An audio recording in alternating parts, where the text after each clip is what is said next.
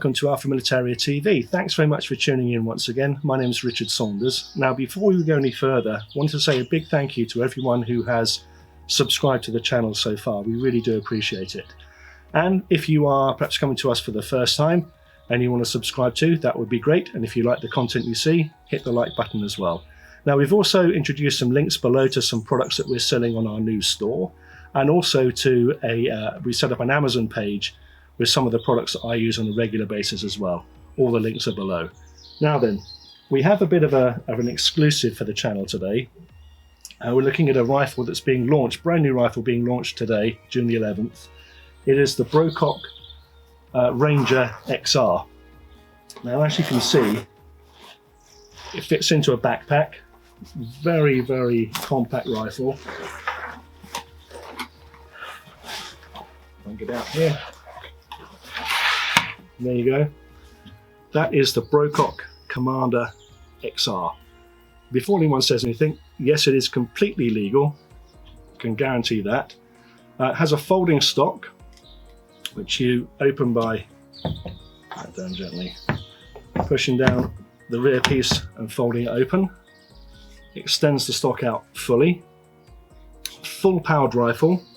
This is full legal limit power.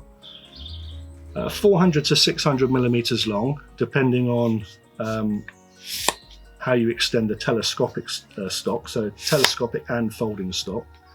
Has a 10.1 inch barrel, 257 millimeters, fully regulated with a humor regulator, and it also features the hammer valve design that was developed for the Brocock Safari XR. So it has the latest technology from a hammer perspective as well. Now, that plus the regulator action means that from this tiny little cylinder, you will get 40 shots in 177 or 45 shots in 2.2 at the full UK 12 foot-pound limit. Now, there are also a couple of FAC versions for this rifle as well, that run at 18 foot-pounds and 20 foot-pounds for 177 and 2.2. Now, we're going to go through this rifle, look at all the features in close-up as usual, and then put it on the range and take some shots as well. But just to give you a little bit more background on this, the rifle was actually developed in conjunction with a guy called Jerry Moss. Now, Jerry, for the last 12 years or so, has been a leading light in a project in Cumbria, in the Lake District in Cumbria in the UK, to reintroduce the native red squirrel.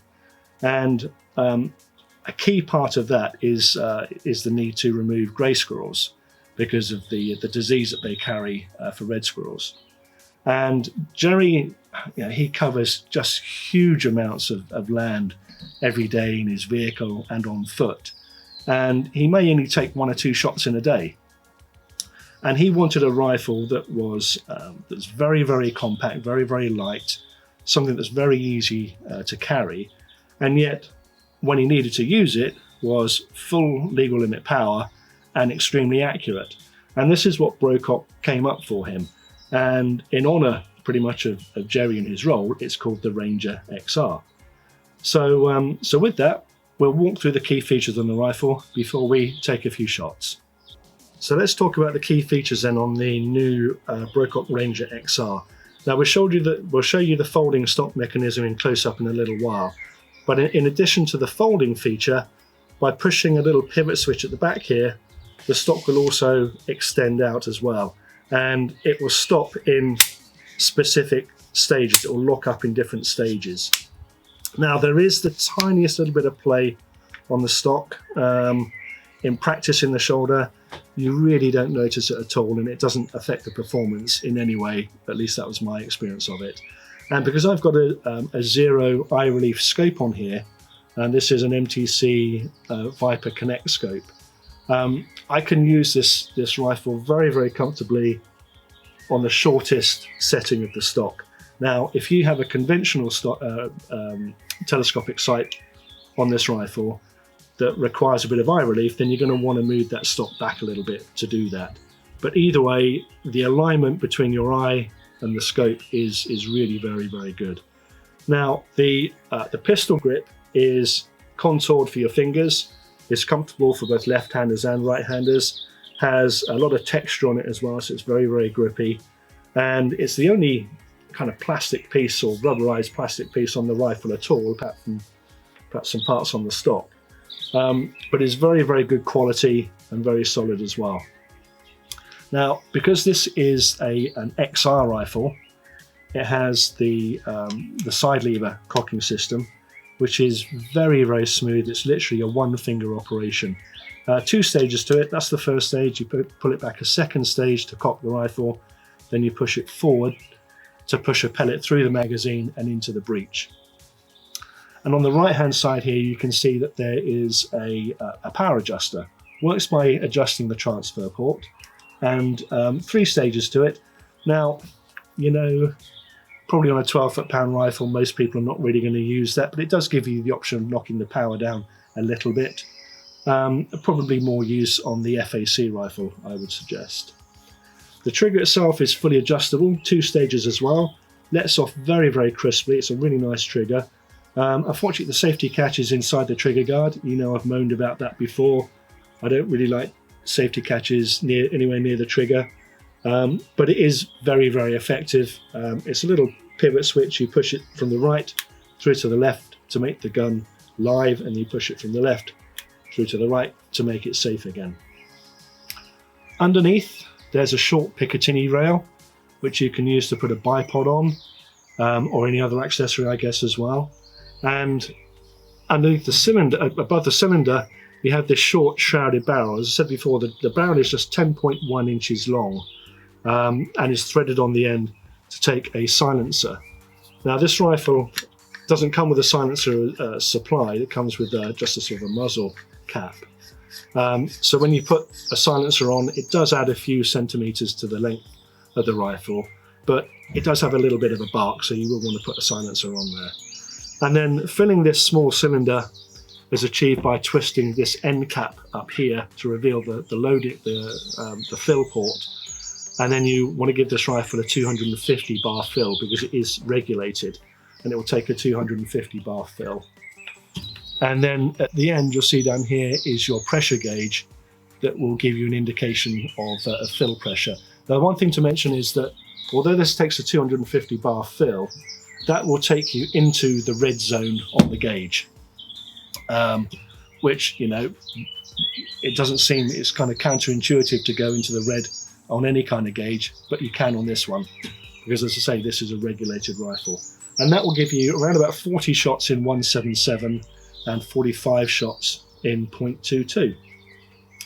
The scope itself, the magazine, and we'll show you the magazine in a little while, it's the gated magazine, takes 13 shots in 177 and 11 in .22, and sits a little bit proud of the breech. As a result of that, the dovetail scope rail is in 2 pieces, either side of the breech. Now, I've got this Viper Connect mounted on the first part of the dovetail back here. I have had a conventional scope on here as well, mounted either side of the breech, and that works just fine as well. So with that, let's zoom in on a few of the features and show them to you in closer detail. Right, I do want to show you this folding stock mechanism, but I'm aware that in doing so, I'm going to make this look an awful lot harder than it really is, because it really is very straightforward, but I'm doing this in a bit of a cat-handed manner. You may not be able to see it, but underneath this central part here, there's like a little spring, and this center part of the stock here, you want to move that up against that spring to release the lock, like so. Now, as I said before, once it's folded, that stock is locked into position, so it's not going to flap about or anything like that. Now, when you want to move the stock back into its open position, once again, you're going to want to move this part here up against this spring, like so. So to lock it, and then to unlock it, as I say, an awful lot easier when you're not doing it back to front.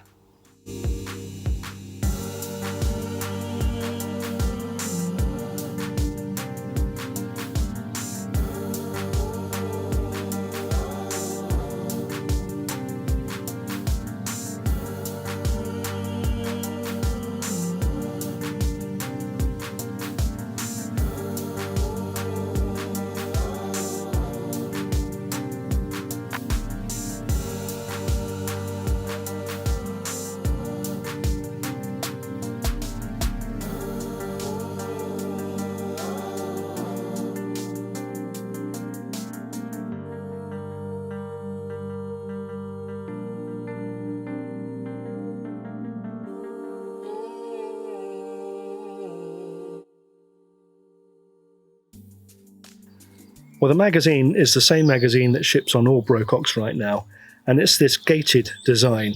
So the front has this magnetized flap that you just want to pull down to expose the inner drum, the chambers. And then you want to rotate that with your finger round clockwise as far as it will possibly go, till it won't go any further. And then take a pellet and just put it nose first into that bottommost hole. Into that bottommost hole. And then that will hold that drum in place. Now once you've done that, it's just a simple case of dropping these pellets in one by one into the chambers.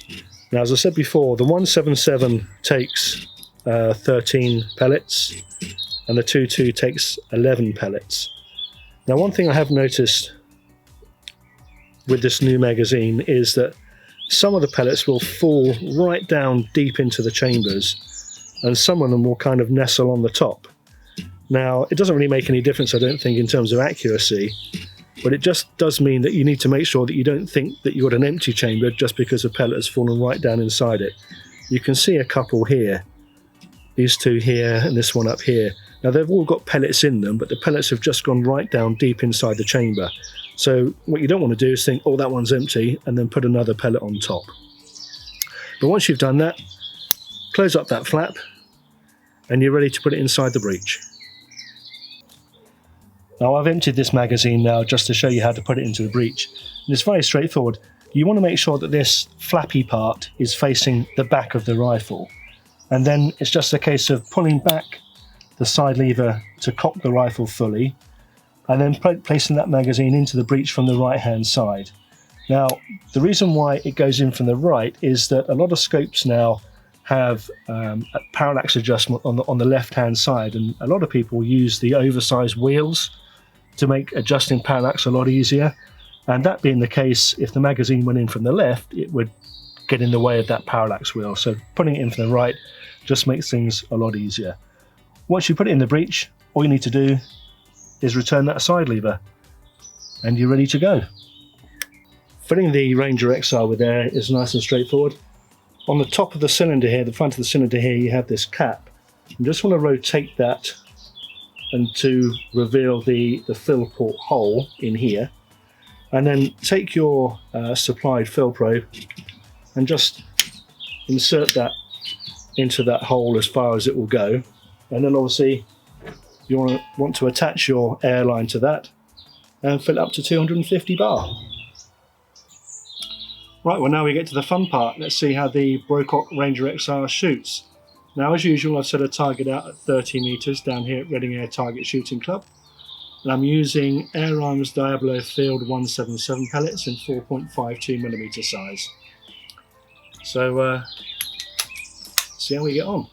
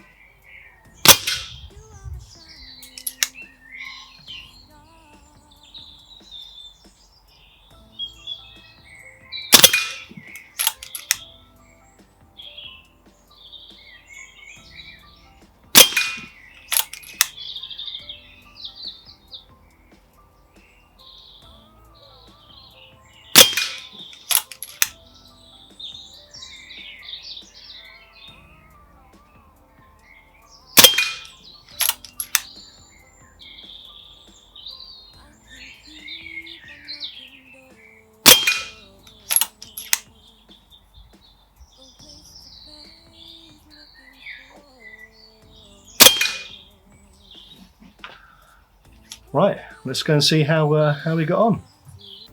Right, how did we get on? Let's have a look.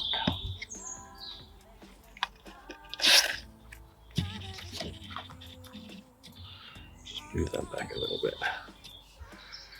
So that's a full magazine, 13 shots at 30 meters with Air Arms Diablo Fill pellets.